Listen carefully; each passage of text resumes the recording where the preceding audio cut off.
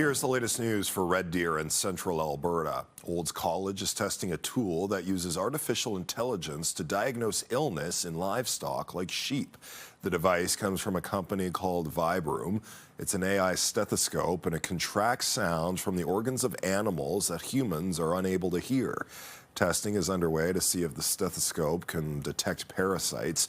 A researcher on the project says prey animals often hide symptoms of sickness because it makes them easier targets for predators.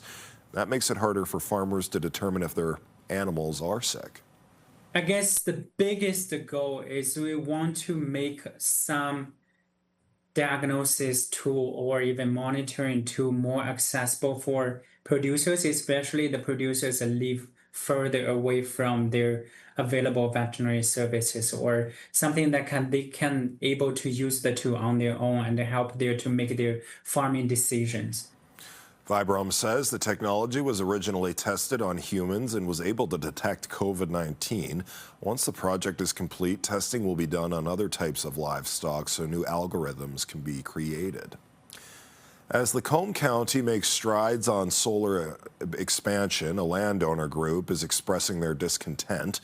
The two properties that have had solar panels installed are the Tees Shop and Rainy Creek Shop near Sylvan Lake. With recent upgrades to these solar energy systems, they are now able to fully offset electricity consumption. Brenda Simon of the Lacombe Concerned Citizens Group told Council it believes the project could have short and long-term catastrophic effects. The project is supported by the Municipal Climate Change Action Centre, the rural municipalities of Alberta, and the Government of Alberta. Troubled Monk, a distillery and brewery in Red Deer, won World's Best Rye Whiskey at the 2026 World Whiskies Award. Its rye whiskey, called Grain Henge, differs from traditional Canadian rye whiskeys because of the way it's aged. It uses 61% flaked rye, 39% malt rye, and is aged in a new American oak cask. Troubled Monk says this gives it a stronger, sweeter flavor. Troubled Monk chose the name Grain Henge after a grain elevator in Alberta. The distiller says it names all its products after grain elevators. Yeah, it kind of has a bit of an homage to kind of our cultural heritage and agricultural heritage and the importance of grain elevators in the province. Troubled Monk also makes beer, gin, vodka, hard iced tea, and soda. A coloring contest put on by Westerner Days in Red Deer public and Catholic schools has proven very popular. More than 450 submissions were received.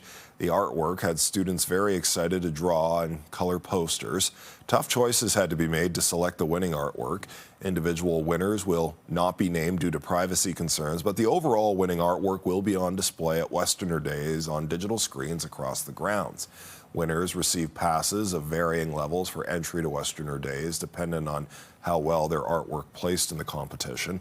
Westerner Days runs July 16th to the 20th.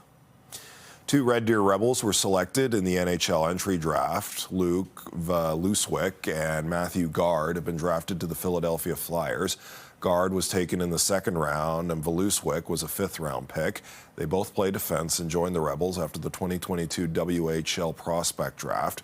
They're the fourth and fifth players from the Rebels to be drafted by the Philadelphia Flyers.